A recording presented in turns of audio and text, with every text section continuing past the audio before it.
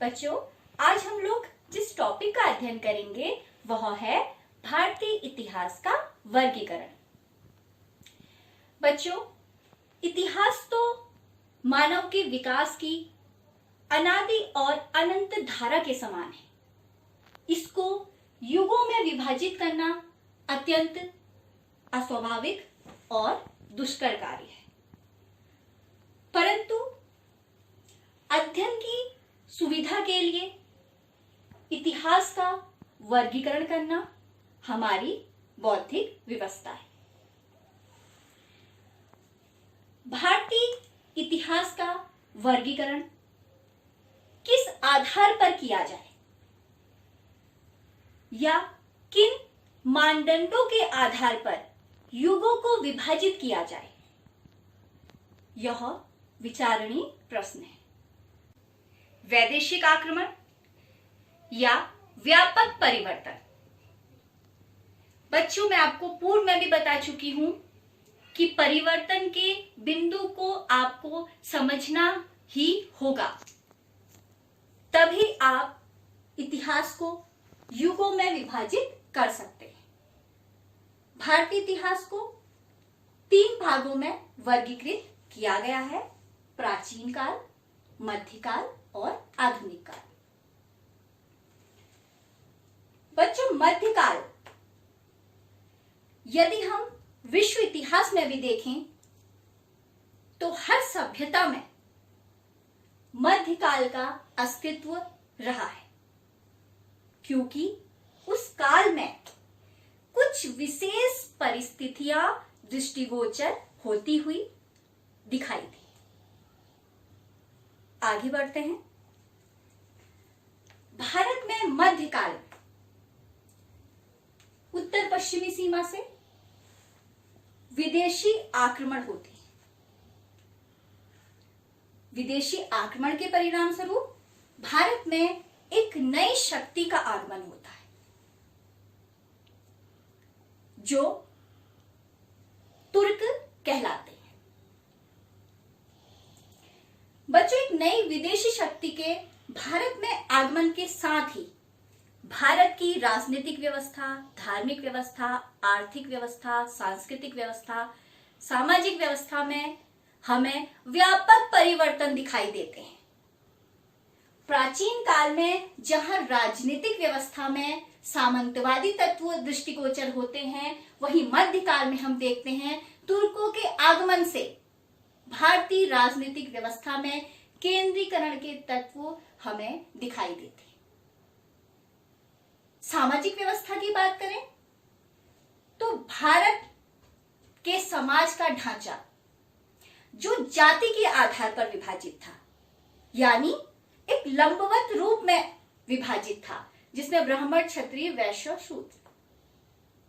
परंतु हम मध्यकाल में देखते हैं कि भारतीय समाज में एक नए धर्म का प्रादुर्भाव होता है और भारतीय समाज क्षैतिज रूप से विभाजित हो जाता है, हिंदू और मुस्लिम। आर्थिक क्षेत्र की हम बात करें तो नवीन तकनीकों का भारत में आगमन होता है। चरखा, करघा, धुनकी, सिंचाई की नवीनतम तकनीकें, कारीगरी, शिल्प उत्पादन, कृषि का विस्तार, व्यापार और वाणिज्य में वृद्धि। इस प्रकार व्यापक परिवर्तनों के कारण हमने मध्यकाल को मध्यकाल का नाम दिया। आधुनिक काल में हम देखते हैं तो भारत औपनिवेशिक शक्ति का शिकार रहा। उपनिवेशवाद का मूल आधार ही आर्थिक शोषण में निहित होता है। एक व्यापारिक कंपनी भारत में अपना साम्राज्य स्थापित कर लेती है, कर्नाटक युद्ध और बंगाल युद्धों में विजय प्राप्त करके। तत्पश्चात हम देखते हैं कि भारतीय आर्थिक व्यवस्था यानी भारतीय अर्थव्यवस्था औपनिवेशिक अर्थव्यवस्था में परिवर्तित हो जाती है, जहां ब्रिटेन की आर्थिक प्रगति होती है वहीं भारत का अल्प विकास होता है। हम लोग आगे समझने की कोशिश करते हैं कि ब्रिटिश औपनिवेशिक शक्ति के भारत में आगमन के साथ ही ब्रिटिश गवर्नर जनरलों ने यह सोचा कि यदि हमको भारत में शासन करना है तो हमें भारतीय इतिहास, उनकी सभ्यता, उनकी संस्कृति, उनके परंपरा, उनके मूल्यों से अवगत होना पड़ेगा, तभी हम भारत में सरलता पूर्वक शासन कर पाएंगे। तभी जेम्स मिल, जो ब्रिटिश अर्थशास्त्री थे, उन्होंने एक बुक लिखी, a history of British India. उसने भारतीय इतिहास को 3 वर्गों में विभाजित किया। बच्चों, यह विभाजन सांप्रदायिक आधार पर किया, जिसमें उन्होंने कहा प्राचीन काल हिंदू काल था, मध्यकाल मुस्लिम काल था एवं आधुनिक काल ब्रिटिश काल था। यानी जेम्स मिल ने प्राचीन काल को हिंदू काल कहा। क्यों? क्योंकि अधिकतर शासकों का धर्म हिंदू धर्म रहा था और मध्यकाल में अधिकतर शासकों का धर्म मुस्लिम रहा था।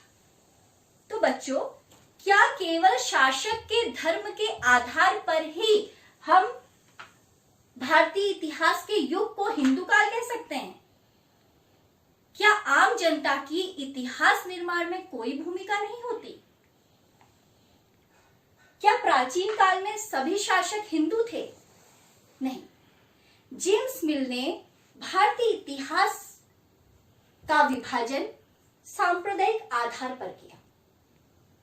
हिंदू और मुस्लिम काल में भारत में तानाशाही थी। भारत में सभ्यता का प्रकाश तो ब्रिटिश औपनिवेशिक शक्ति के द्वारा ही लाया गया। भारत में आधुनिकता का प्रचार और विकास तो ब्रिटिशर्स के द्वारा ही किया गया। भारत में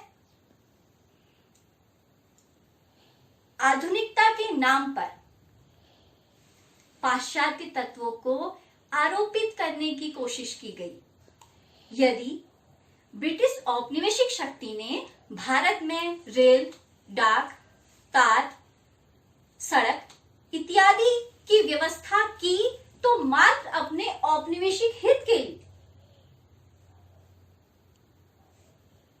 यहां पर हम यह समझने का प्रयास कर रहे हैं कि जेम्स मिल का विचार पूर्वाग्रह से ग्रसित हो सकता है। दूसरी विचारधारा में यदि हम देखें तो उस आम भारतीय नागरिक से पूछें जो ब्रिटिश औपनिवेशिक काल में शोषण और उत्पीड़न का शिकार हुआ हो। इस प्रकार बच्चों, यदि हमें कोई सम्यक निष्कर्ष निकालना है तो हमें साम्राज्यवादी विचारधारा साथ ही राष्ट्रवादी विचारधारा दोनों का ही अध्ययन करना होगा। जैसा कि मैंने आपको बताया है कि इतिहास का स्वरूप परिवर्तित हो गया है। अब जहां हम इतिहास के निर्माण में राजाओं या नेतृत्वकर्ताओं का उल्लेख करते हैं तो साथ में उस कृषक चेतना का भी, उस आदिवासी जनजाति चेतना का भी उल्लेख करते हैं जिन्होंने ब्रिटिश औपनिवेशिक शक्ति का प्रतिरोध किया।